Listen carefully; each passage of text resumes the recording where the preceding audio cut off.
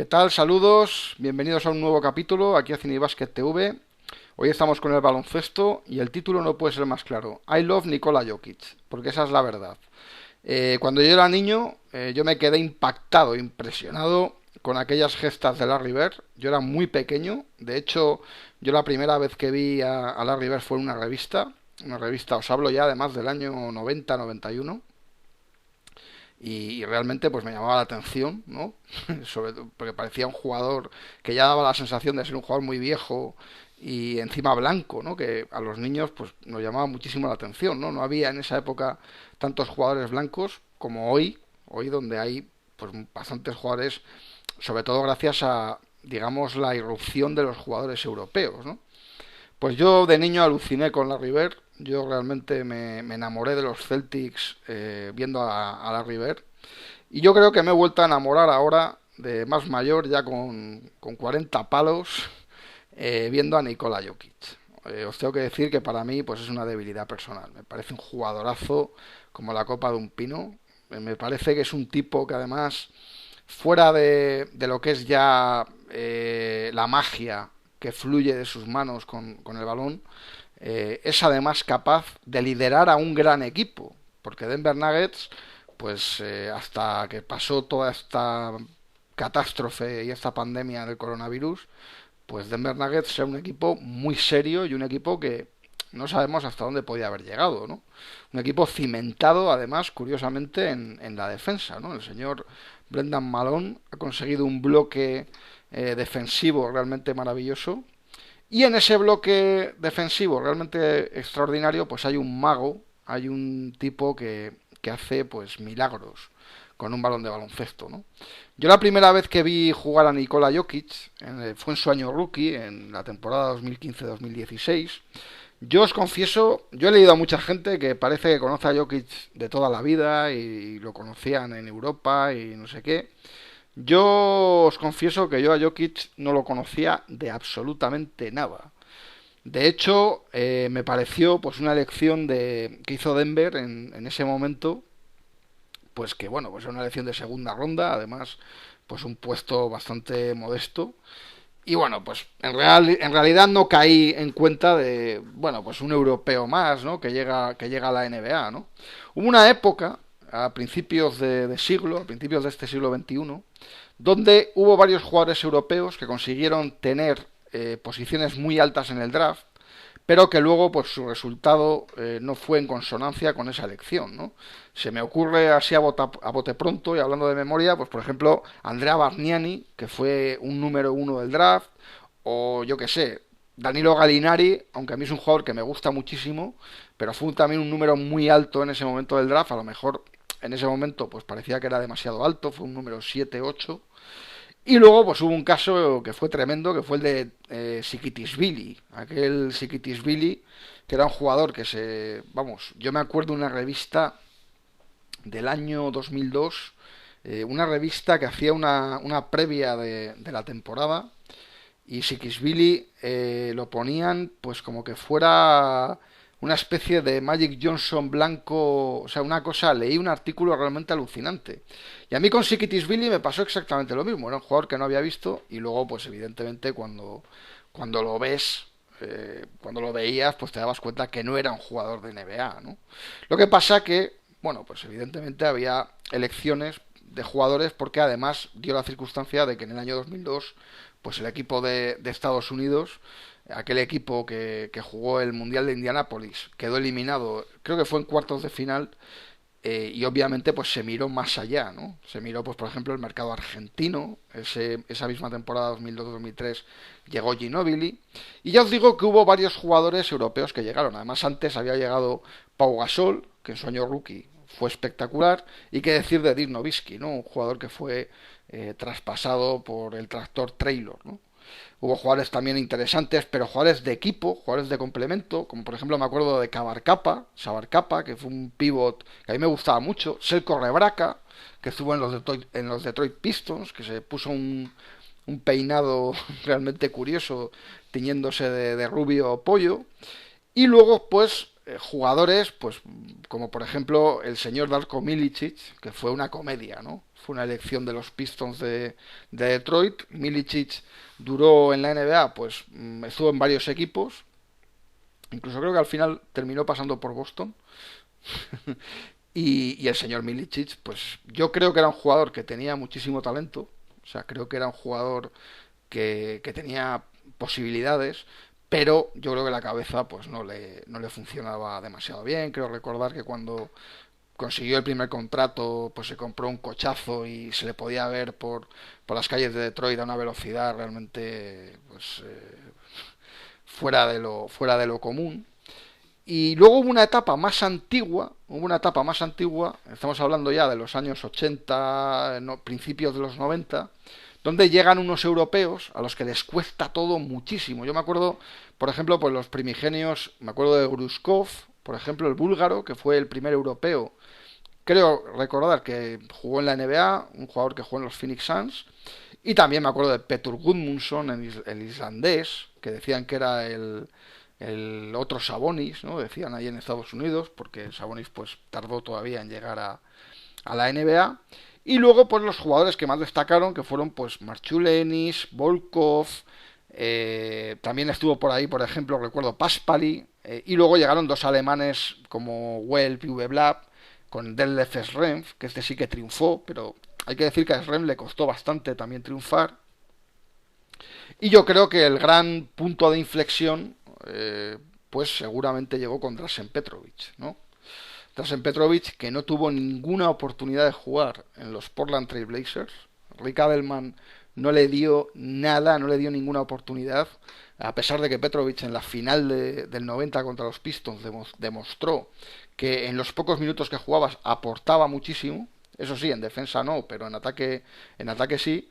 Y por ejemplo, pues se le vieron las lagunas a Cliff Robinson, que era el otro novato que tenían los Blazers esa temporada, y yo creo que Petrovic, lo que jugó en esa final, pues estuvo bien.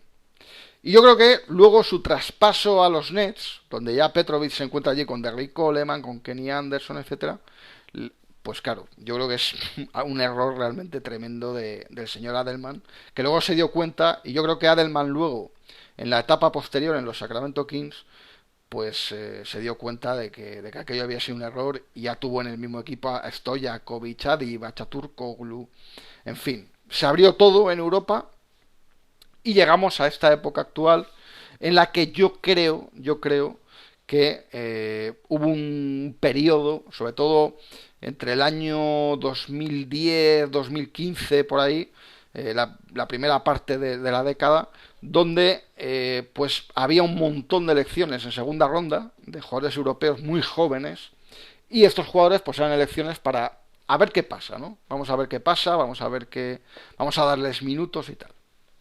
Bueno, y vamos a hablar ya de Nikola Jokic. Nikola Jokic, ya os digo que yo la primera vez que le vi fue en un partido que televisaron en Movistar Plus, y recuerdo que Denver estaba ganando de paliza ese partido, y entonces entró Jokic jugando ya minutos pues de la basura.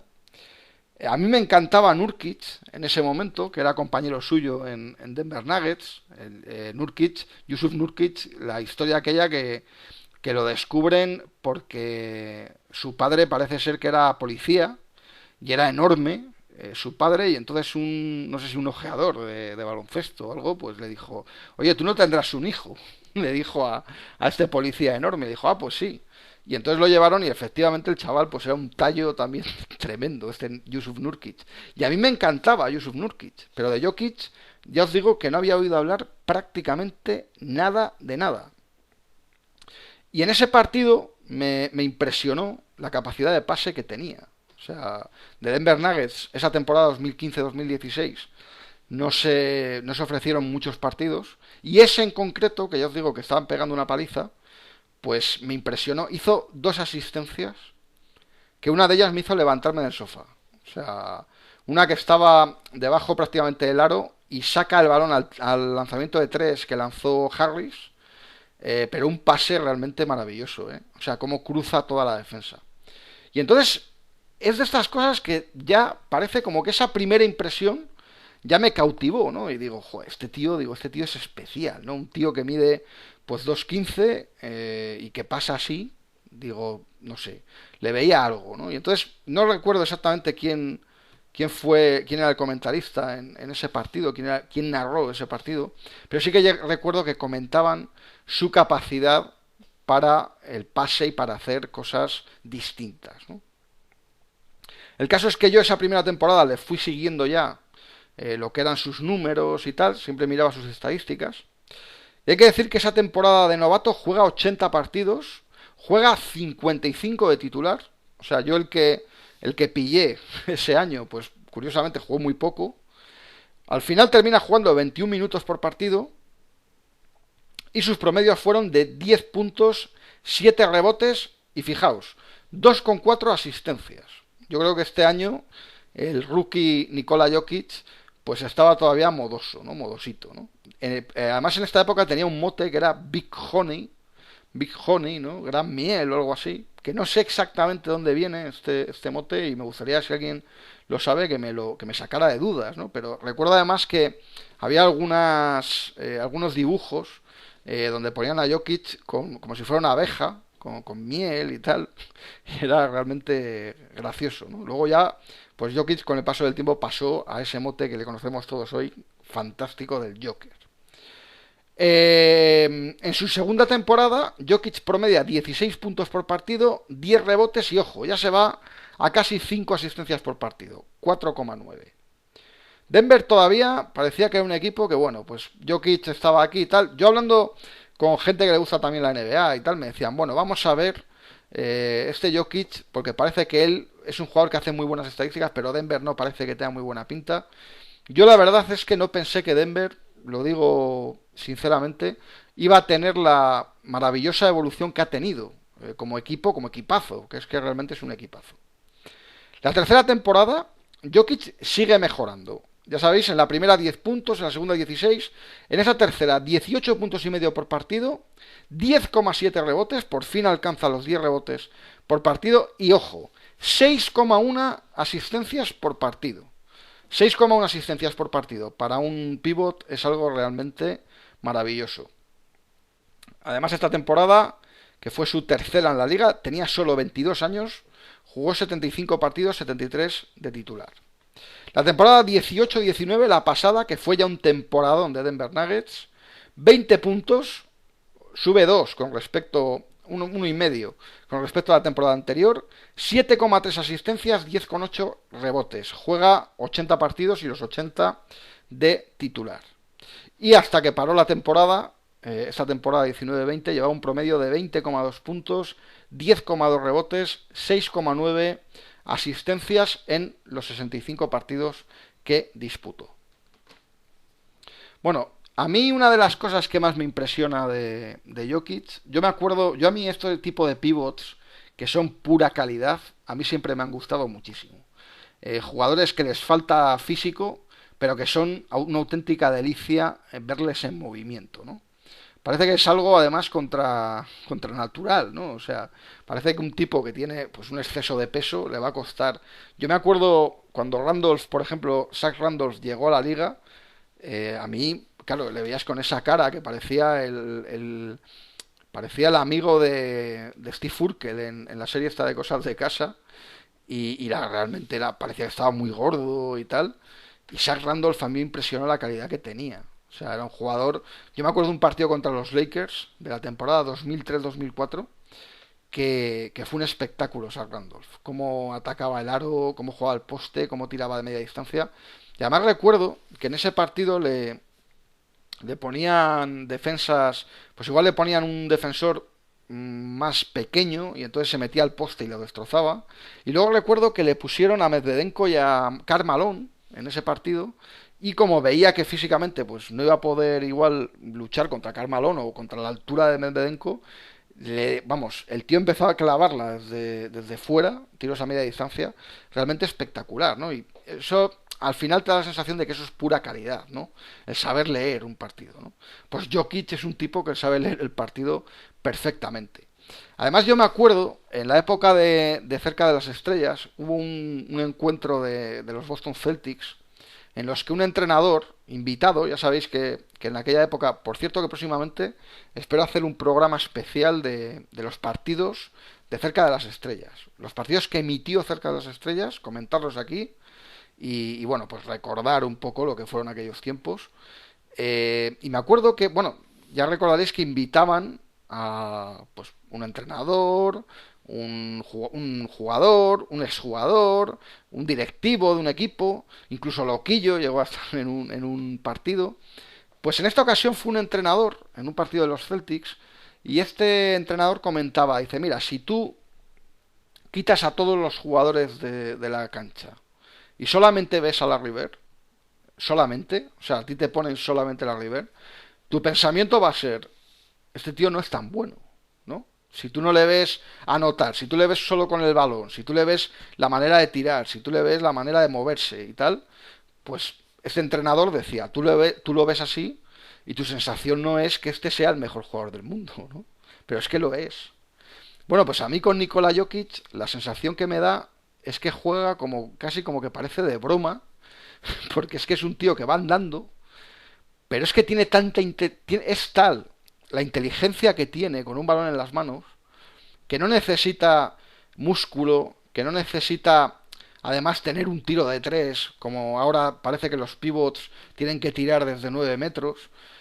Jokic, si tiene que meter un triple, lo va a meter. Si tiene que postear, va a postear. Si tiene que subir el balón y ejercer de play center, prácticamente lo va a hacer. Si tiene que ponerse el tío a intentar, pues con bloqueos y tal, ayudar también para los pick and roll, etcétera, lo hace. Y realmente luego, pues sí que es cierto que es un tipo que es que va andando. Y es que, claro, la gente que le gusta mucho el fútbol dice, Messi juega andando y tal. Bueno, en fútbol yo he visto muchos delanteros que tocaban el balón prácticamente para destrozar al rival. Yo me acuerdo de Romario. Romario a mí ha sido el jugador que más me ha impresionado, personalmente. Y yo me acuerdo que Romario podía estar 88 minutos sin tocar el balón. Ahora, como lo recibieran los dos últimos, te cascaba 2 goles. O sea, era una cosa impresionante, ¿no?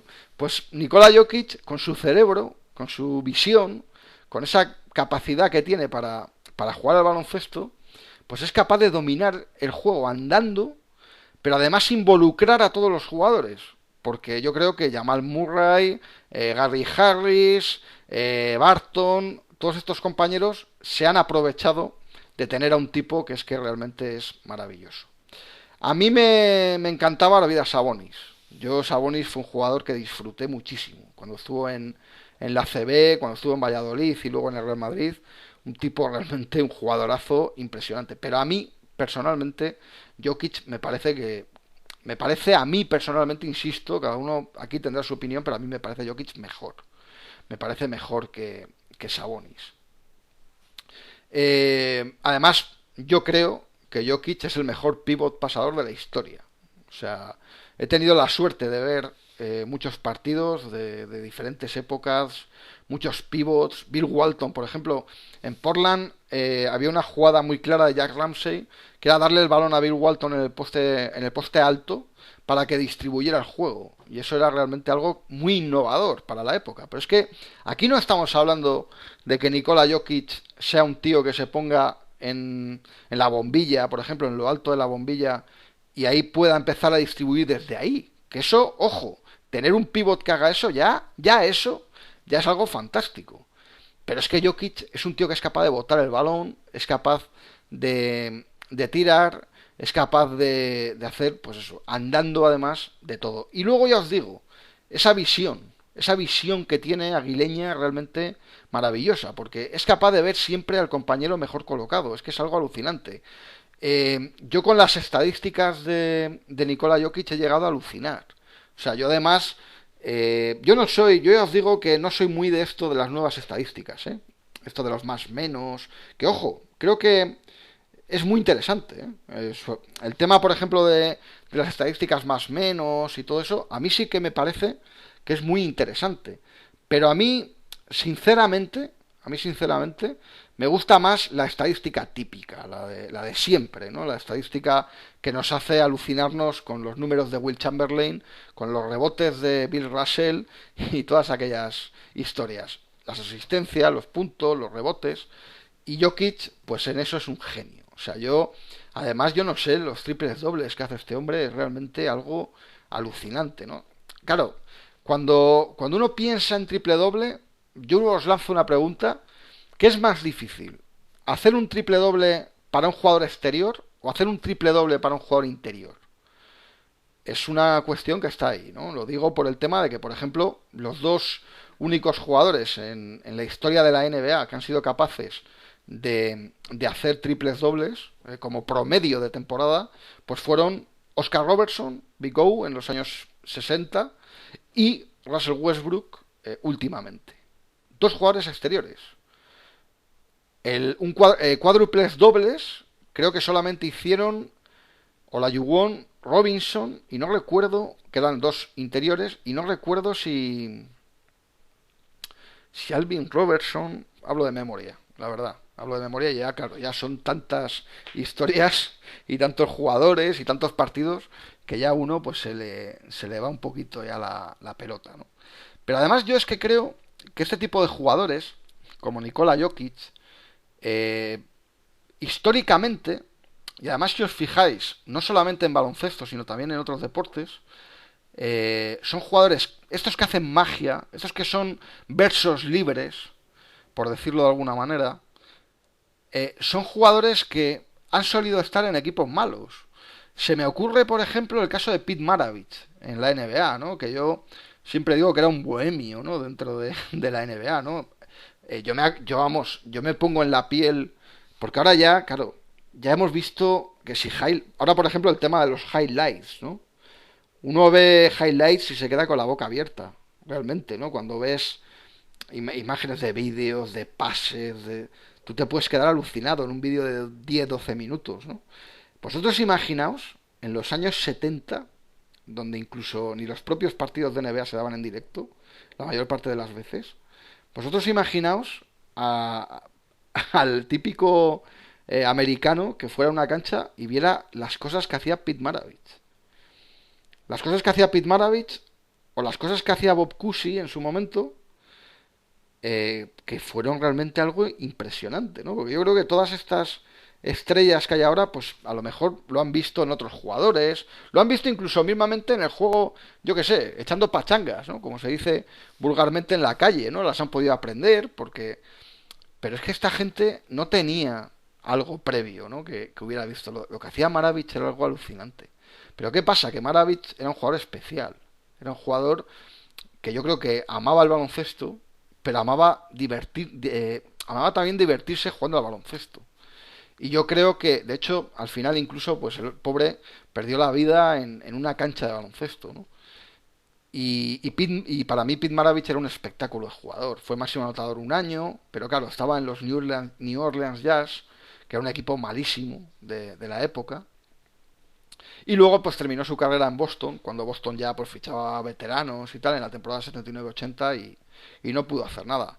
Y aquí, por ejemplo, en España, en fútbol, pues yo recuerdo, por ejemplo, en el Cádiz, el Mágico González, ¿no? Las cosas que hacía Mágico González, del que incluso Maradona pues llegó a decir que era el jugador más técnico del mundo, ¿no? Son jugadores además de la misma época, ¿no? Y Jokic, pues es un jugador que a mí me ha llegado a alucinar. O sea, cuando veis jugadas sueltas de Jokic, pues alucinas realmente porque dices, este tío es magia. Es un jugador especial, también es un jugador distinto. Es el jugador más distinto que hay en la liga, porque yo creo que ahora, además ahora en estos tiempos, donde yo creo que el talento de los jugadores es descomunal, para mí, posiblemente hoy, en 2020, nunca ha habido mayor talento que hoy en el baloncesto general, no solamente en la NBA. Pero ¿qué pasa? Que yo creo que hay una manera de jugar que a muchos jugadores les corta las alas. Se busca mucho el tiro de tres, el pick and roll ya de una manera abusiva. Y claro, cuando ves un tipo que va por libre, que va con su maleta y hace sus cosas, pues realmente cómo no vas a empatizar con él, ¿no? Y yo creo que Jokic es distinto y por eso pues a mí pues I love Nikola Jokic, ¿no? Me parece que es un tipo realmente pues carismático además, muy simpático, y bueno, pues está la anécdota esa, ¿no? Si veis imágenes en internet, pues veréis que Nikola Jokic pues era un niño muy gordito, muy pasado de peso, que no le gustaba nada hacer deporte, y que su padre le llevaba a jugar a baloncesto. Y he leído algún artículo maravilloso que hay en la red sobre Jokic, que dice que incluso cuando él tenía que ir a entrenar o a jugar a baloncesto, iba llorando porque no quería, no quería hacer deporte. Luego incluso cuando llega a la liga, pues hay críticas, incluso hay alguna foto en la que se le ve con una barriga bastante pronunciada.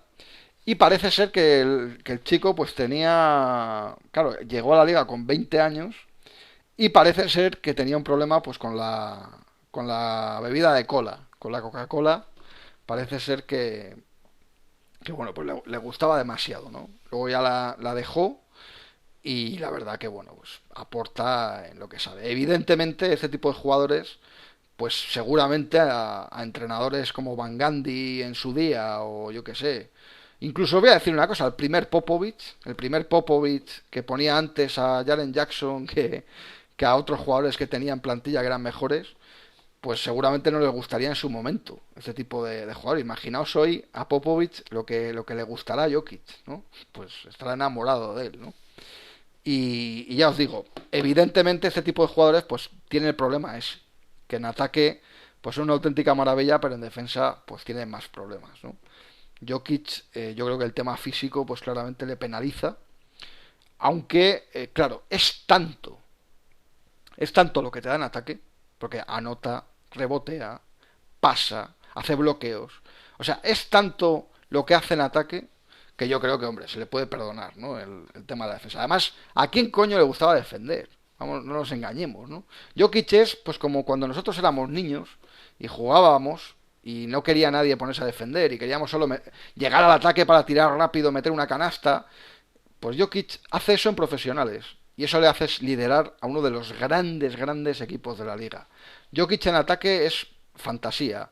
Es la infancia más maravillosa. Es un jugador que va a ser absolutamente inolvidable.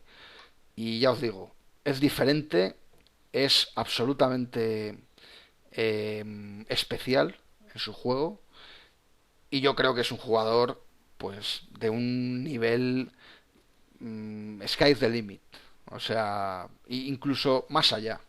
Porque este chico se le ve que va a dominar la liga haciendo esas cosas que hace. No defendiendo, no abusando del triple y anotando además buzzer beater, canastas en los últimos segundos. Realmente, pues algunas churricanastas maravillosas que también le hacen pues ser todavía más grande, ¿no? Así que hemos hablado hoy del Joker, de Nikola Jokic, un jugador, mi jugador favorito actual, jugador que me apasiona, yo sé que a vosotros seguramente también, porque es un jugador que yo creo que además tiene la simpatía de todos. Y este ha sido este capítulo especial que hemos dedicado a Nikola Jokic. Espero que os haya gustado. Ya sabéis que estamos aquí en Cine y Basket TV, que estamos también en Twitter, @basket y cine, o directamente podéis buscarnos como Cine y Basket. Y nada, muchísimas gracias y un saludo a todos.